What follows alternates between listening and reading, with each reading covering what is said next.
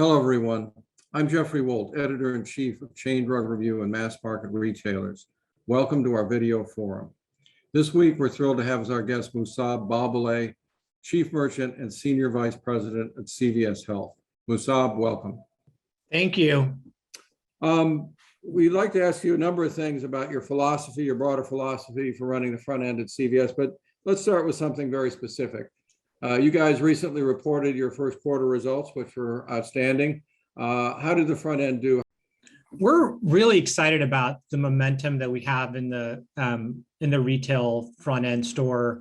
You know, one of the privileges that we've had as a health retailer through COVID is really to reignite the relationship we have to serve our customers through their multitude of needs through COVID, whether that be vaccines and testing, whether that be being a more intimate destination for people to pick up household essentials when they didn't want to go into more crowded spaces, whether being sort of proximate to the customer when they had really busy lives. And so as we've kind of continued in this intra-COVID environment, we've continued to serve and evolve how we serve the customer in new ways. And we're certainly seeing the benefit of that. CVS, as we noted, is very much focused on healthcare, first and foremost a healthcare company.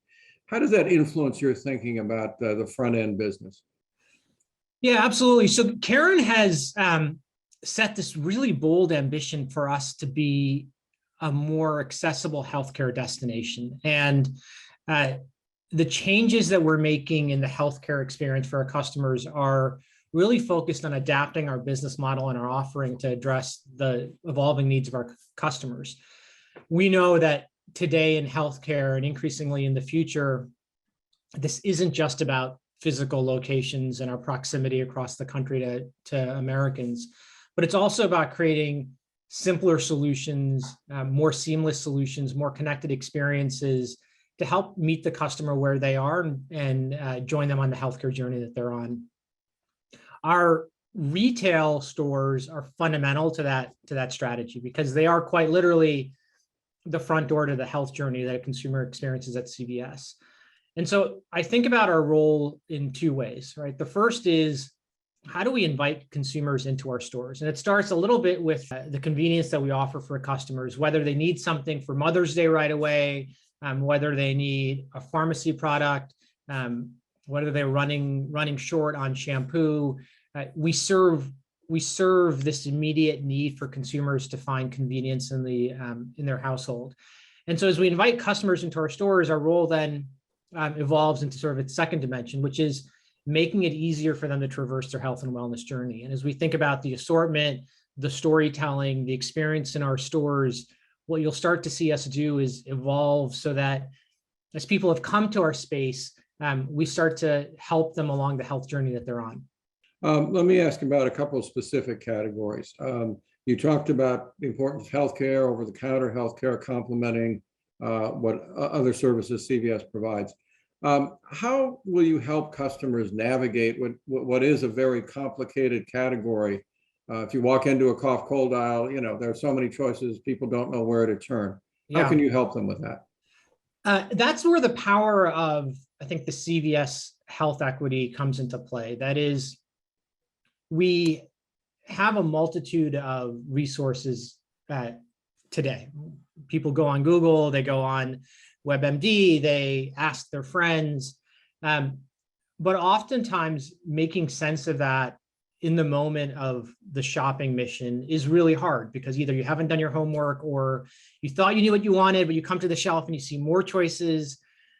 And so one of the questions we're asking is, how do we merchandise in a way that makes it easier for consumers to deselect before they select? Do I have a cold or do I have a flu? Do I have a muscle ache or do I have a different type of pain? And so those sort of abilities for the consumer to deselect so that they can select, I think, become important as we think about the merchandising strategy itself. But then as we think about the entire asset base that CVS brings, our access to expertise, our access to pharmacists, the credibility that we have versus reading something about healthcare from a random influencer, those things are all really important.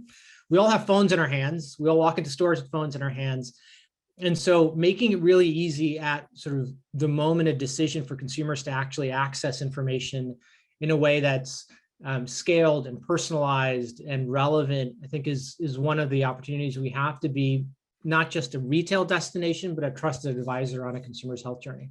Mm-hmm. You mentioned the pharmacist. How realistic is it to think that your pharmacists will have time to interact with consumers and talk with consumers about their OTC buying decisions? Pharmacists do that all the time already. Our pharmacists come into the role because they want to help consumers. And so pharmacists are certainly challenged with time, but they're there to help the customer. And when a customer needs advice or solutions, the pharmacist is ready and willing to sort of talk to them about their OTC needs as well. Mm-hmm. And do you see the OTC category expanding? I mean, you hear talk about more and more devices are complementing OTC treatments and such. Will CVS move down that path? We're here to serve the customer, and we're here to serve the customer in the most appropriate way possible. That is to say, we are not just a retailer of products, but we hold really high the importance of serving products to the customer that are efficacious and and science-based. And so, as we think about the OTC CPG categories today, there is certainly a lot of controls on making sure that the products from a quality perspective and from an efficacy perspective meet the standards going forward. We're taking a similar view as we think about new solutions that are coming to the market, whether it be diagnostic tools, hardware devices, other sort of digitally based services, to make sure that these solutions that we're going to offer the customer are based in science. They do have an efficacy focus and can be relevant for the particular need that a customer might be searching for. So you're committed to a curatorial approach to merchandising. Is that a fair statement? That's right. We're not here to simply put products on the shelves. We're here to provide customer solutions. And in order to maintain the trust that we already have with customers, we need to be very disciplined about making sure that the products that we offer justify the trust that we put in them to serve the customer's need. I think that's a great way to turn the small box into an advantage, frankly. I think so. There's plenty of places to get lots of products. And the challenge with selection is that at some point the selection becomes overwhelming. And so the ability for our merchant team in combination with our healthcare teams, especially in the space of healthcare and wellness, to really take a more knowledgeable, expert approach and lens to the products that we offer is a place that we can really be differentiated versus other places where a consumer might be able to shop. Mm-hmm. Prior to joining CVS in February, you were head of the beauty business at Walmart. Maybe you can talk a little bit about your plans for that category and how you will fend off on the one side specialty stores like Ulta, and on the other side the Walmarts and Amazons of the world. I love the beauty category. I love the health category too, but I had a lot of fun. I've had a lot of fun in the beauty category. And it's such a powerful space, right? Such a powerful category because there is so much that can be talked about through the beauty space. We can talk about representation in a way that is relevant by the images and the models that are displayed in our stores. And that representation is really important given the communities that we serve. We can talk a lot about the health journey that a customer might be on through beauty, right? People put on beauty products because it's armor in the morning and they want to feel more confident. They put on beauty products because they're excited for the joy to meet with family and friends. And that's really important from a mental health perspective. They put on sun care products and look at derm products for protection for their skin, the largest organ in the body. And so the beauty category for us is really important because it not only drives frequency into our stores, but it's also a vehicle to start talking to the customer about values we care about, values about whether it be health or values about our role in the community. But it is this very, very powerful category that comes to life in a lot of different ways. But the question would be, CVS is committed to, as you said, not airbrushing images and running people as they are. Does that contradict at all the aspirational quality of beauty care?